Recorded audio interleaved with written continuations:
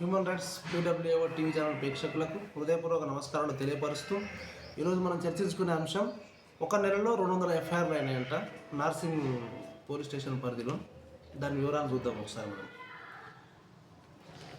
సెలబ్రిటీలు సెన్సేషన్ కేసులు, పనిభారంతో సిబ్బంది ఉక్కిరి బిక్కిరి కారా. మరి ఇంకా 200 ఎఫ్ఐఆర్లు అంటే ఒక నెలలో. సంచలనాలకు కేరాఫ్గా నార్సింగ్ పిఎస్. చూద్దాం.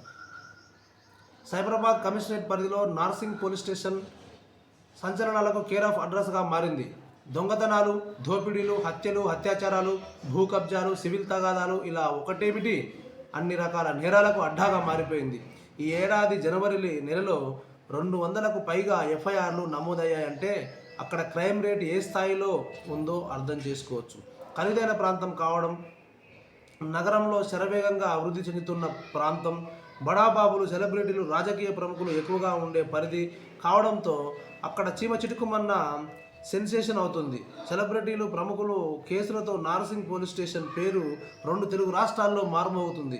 సినిమా ఇండస్ట్రీకి చెందిన పలువురు ప్రముఖులు నార్సింగ్ పిఎస్ పరిధిలోనే మణికొండలో ఎక్కువగా నివసిస్తున్నారు. తమపై అత్యాచారం చేశారని ఒకరు, పెళ్లి చేసుకుంటారని మోసం చేశారని ఇంకొకరు, కొంతకాలం సహజీవనం చేసి వేరే అమ్మాయితో ఉంటున్నారని ఇంకొకరు, ఇలా బాధితులు మహిళలు నార్సింగ్ పోలీస్ స్టేషన్కు క్యూ కడుతున్నారు. రాజ్ తరుణ్ లావణ్య కేసులో బాధితురాలు లావణ్య ఫిర్యాదు మేరకు రావి మస్తాన్ సాయిని నార్సింగ్ పోలీసులు అరెస్టు చేశారు. అశ్లీల వీడియోలు తీసి బ్లాక్మెయిల్ చేసినట్లు ఆరోపణలు ఎదుర్కొంటున్న అతడిపై పోలీసులు డ్రగ్స్ కేసులు నమోదు చేసినట్లు తెలిసింది. గతంలోనూ సైబరాబాద్, ఆంధ్రప్రదేశ్లో వెలుగులోకి వచ్చిన పలు డ్రగ్స్ కేసుల్లో మస్తాన్ సాయి నిందితుడు. అతడికి సినీ ఇండస్ట్రీలోనే అనేక మంది ప్రముఖులతో డ్రగ్స్ లింకులు ఉన్నట్లు అనుమానిస్తుండటంతో ఈ కేసు సెన్సేషన్గా మారింది. పెళ్లి చేసుకుంటారని నమ్మించి సహజీవనం చేసి తర్వాత మరో అమ్మాయితో ఉంటున్నారని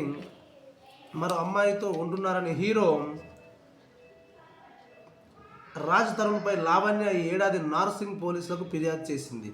పాన్ ఇండియా కొరియోగ్రాఫర్గా పేరున్న జానీ మాస్టర్ పై ఇటీవల నార్సింగ్ పిఎస్లో అత్యాచారం పోస్కో కేసు నమోదైంది.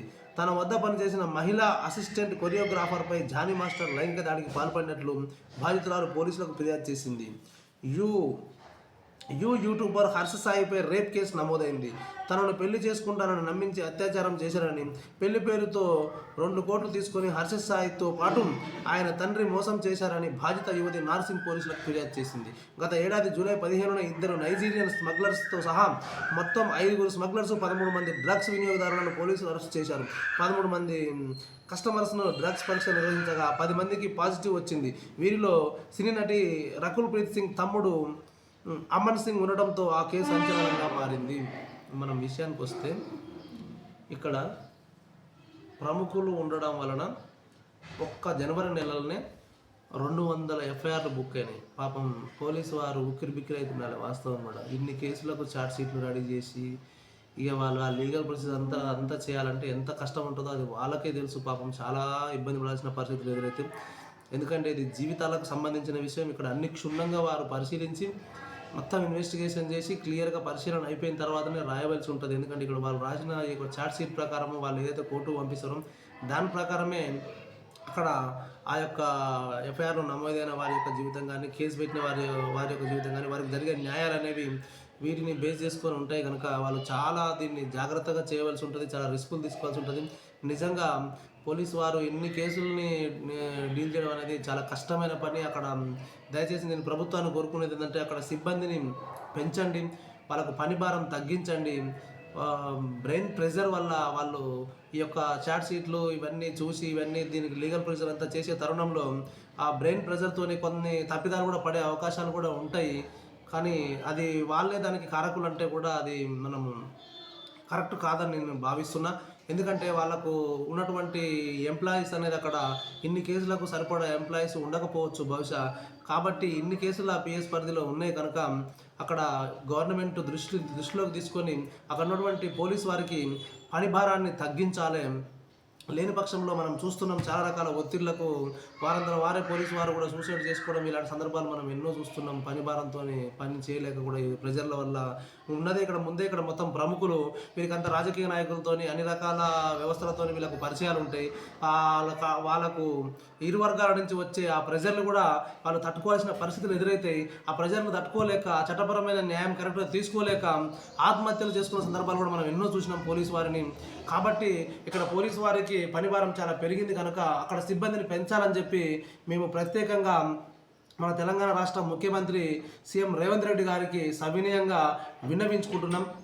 అలాగే ఇక విషయానికి వస్తే మనము ఈ డ్రగ్స్, ఈ మాఫియా, ఈ కేసులు ఇవన్నీ జరుగుతున్నాయంటే ప్రభుత్వం ఈ విషయంలో తీసుకోవాల్సిన చర్య ఏంటంటే దీని మీద పటిష్టంగా చర్య తీసుకొని అసలు ఇంటింటికి ఈ ఇంట్లో డ్రగ్స్ తీసుకునే వారు ఉన్నారా లేరా అని చెప్పి ఒక మనం కులగణన సర్వే ఏ విధంగా ఇంటింటికి పోయి చేసిర్రో ఆ విధంగా ఇంటింటికి సర్వే చేసి ఆ ఇంట్లో ఎవరైనా డ్రగ్స్ తీసుకుంటారని తెలిస్తే వాళ్ళ మీద కేసులు నమోదు చేసినట్లయితే దీన్ని అరికట్టడానికి చాలా వీలవుతుందని చెప్పి మా యొక్క విన్నపాన్ని విన్నవించుకుంటున్నాం గవర్నమెంట్కు. అదే ముందుగా అయితే ఇన్ని కేసులు ఉన్నందుకు ఇక్కడ పోలీసులకు పనిభారం బాగా ఉంటుంది కనుక వారికి పనిభారాన్ని తగ్గించే ప్రయత్నంలో ప్రభుత్వాలు నిర్ణయాలు తీసుకొని అక్కడ ఎంప్లాయ్మెంట్ని పెంచి అక్కడ కొంతమందిని ఇంకా అదనంగా బాధ్యతలు అదనంగా అక్కడ ఇచ్చి ఈ యొక్క కేసుల విషయంలో న్యాయ అన్యాయాలు కరెక్ట్గా వీళ్ళు సేకరణ చేసి ఇన్వెస్టిగేషన్ చేసి అవి కోర్టుకు సబ్మిట్ చేయడానికి అవకాశం ఉంటుంది కనుక ఎవరికి అన్యాయానికి గురైన వారికి ఎవరికి కూడా అన్యాయం జరగకుండా ఉంటుంది. ఈ రోజైన ఇంత పనిభారం పెట్టుకొని పోలీసు వారు దీన్ని ఇన్వెస్టిగేషన్ చేసి రాసి కోర్టుకు పంపించే తరుణంలో ఈ హయ్యర్ రిస్కుల్లో ఇది కొంత లేట్ అయ్యే అవకాశం ఉంటుంది. అలాగే కొన్ని రకాల ఇబ్బందులు కూడా ఎదుర్కోవాల్సిన పరిస్థితులు ఎదురవుతాయి. దీన్ని దృష్టిలో ఉంచుకొని రాష్ట్ర ప్రభుత్వం సీఎం రేవంత్ రెడ్డి గారు మీరు వచ్చిన తర్వాత వాస్తవంగా చెప్పాలంటే ఈ డ్రగ్స్ విషయంలో ఏ గవర్నమెంట్ చేయని విధంగా మీరు వచ్చిన స్టార్టింగ్లోనే ఈ డ్రగ్స్ని మన మన రాష్ట్రం నుంచి ప్రాణదోలడానికి మీరు చేసినటువంటి ప్రయత్నము చాలా అమోఘమైన ప్రయత్నము. మేము మా హ్యూమన్ రైట్స్ PWA సంస్థ తరఫున హృదయపూర్వక నమస్కారాలు తెలియపరుస్తున్నాం. అలాగే ఈ పోలీసు వారికి కూడా పనిభారం తగ్గించే విధంగా అక్కడ కొత్తగా ఎక్కువ మంది సిబ్బందిని పెంచితే బాగుంటుందని చెప్పి మేము మీకు విన్నవించుకుంటున్నాం.